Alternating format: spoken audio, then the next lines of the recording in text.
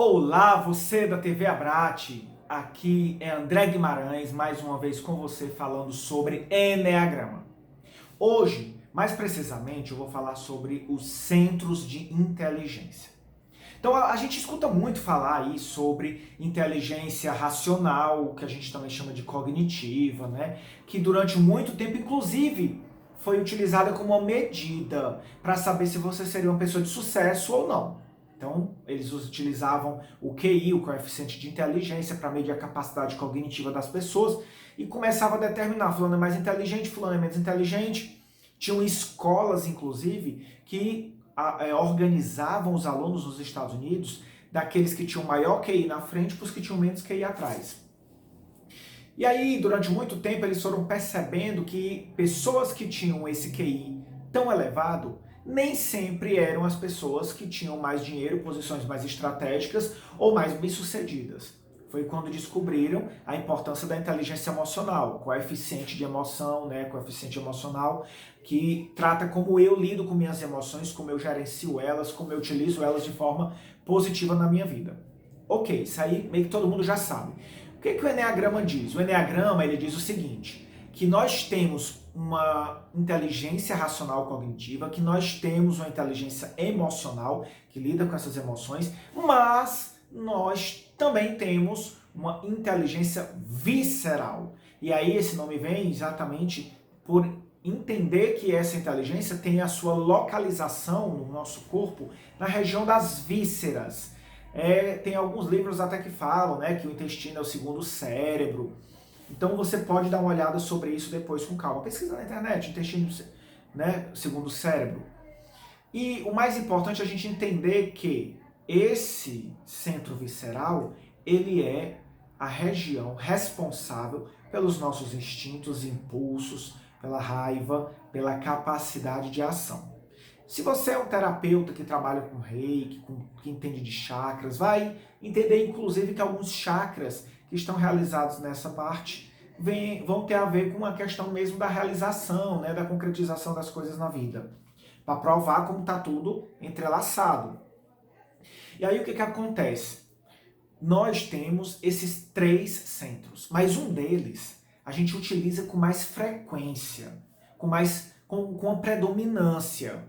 Ele se torna uma espécie de estratégia preferencial para eu entender e processar minha realidade. É isso mesmo, é como se nós captamos informações e estímulos através do nosso centro mental, emocional e visceral, envolvendo os cinco sentidos, né? E nós utilizamos um deles para processar as informações. Então, além de processar, também para expressar essas informações. E aí o que acontece quando eu digo isso? Acontece que eu vou ter pessoas que vão ser predominantemente racionais, predominantemente emocionais, predominantemente viscerais. Olha aí que coisa interessante. Então já deu para a gente entender que nós temos aí estilos diferentes de entender e lidar com as situações do mundo. Então existem pessoas, como os racionais, que diante das situações da vida precisam parar, pensar, analisar e tem que ter um tempo. Nós temos as pessoas emocionais que elas, quando acontecem situações na vida dela, o que é que elas fazem? Elas focam nos próprios sentimentos, no impacto que isso tem para elas e no impacto que isso tem nos seus relacionamentos. E nós temos as pessoas práticas ou viscerais, que são pessoas mais voltadas para trazer a solução, a resolução para aquilo que está diante delas.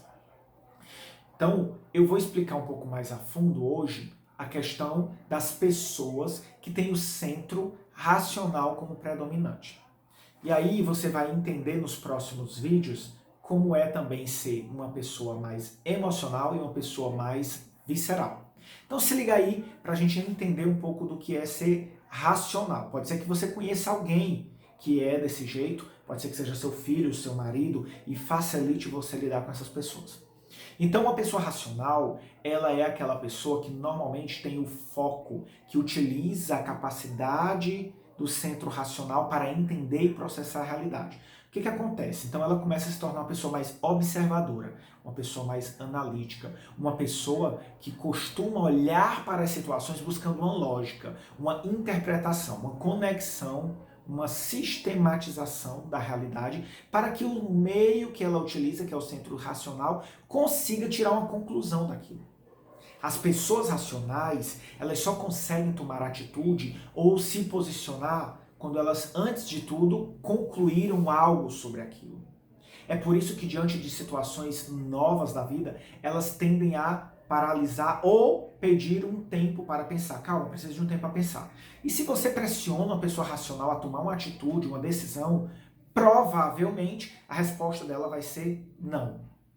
Por quê? Porque na dúvida, na impossibilidade de eu poder analisar todas as consequências, eu, como racional, vou utilizar o caminho mais simples. É o caminho da negação. E aí eu costumo dizer que se você quer que uma pessoa racional concorde, te apoie em algo, o mais importante é entender que ela tem um time para poder conseguir concluir as coisas.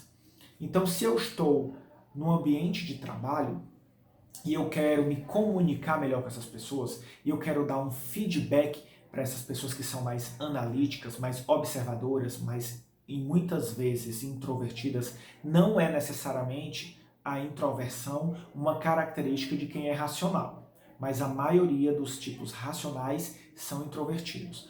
O que acontece? Dentro do Enneagrama, eu expliquei no vídeo passado que nós temos os 9 perfis de personalidade. Olha aqui eles novamente, vou trazer de novo para a gente ver. Lembram? Os 9 perfis de personalidade. E o centro racional é o centro que delimita os 5, os 6 e os 7. Sendo que as pessoas do tipo 5 são extremamente racionais e usam a razão para entender tudo que está fora delas. E muitas vezes evitam utilizar essa razão para entender os próprios sentimentos. Por isso que os 5 são muito criticados por não conseguirem expressar, não conseguirem processar essas emoções com facilidade. Porque na realidade eles têm dificuldade de usar a capacidade racional para olhar para dentro. Por quê? Porque isso traria para eles a perda do controle. As pessoas do tipo 6, elas estão lá no meio do centro racional, mas elas não têm tanta utilização do centro racional para situações externas. O que acontece? Assim como o 9 e o 3, algum dia eu vou explicar isso para vocês, todos os tipos que estão no centro aqui do Enneagrama, desse triângulo que vocês estão vendo, eles tendem a bloquear a estratégia central daquele centro e usar uma estratégia substituta. No caso do 6, o que eles fazem? Eles utilizam eles meio que bloqueiam, colocam em segundo plano essa capacidade racional para lidar com as situações e muitas vezes tomam o centro emocional como sendo a principal estratégia para lidar com as situações. Por isso as pessoas do tipo 6, ou elas choram, se apavoram para pedir o apoio dos outros, ou elas simplesmente confrontam. E aí, automaticamente, eu vou para o tipo 7, que utiliza a razão para fora, para entender as situações e não ter que lidar com os sentimentos, e não ter que lidar com as dificuldades que estão incomodando ele dentro. Então ele busca desculpas e justificativas para poder lidar com essas situações externas.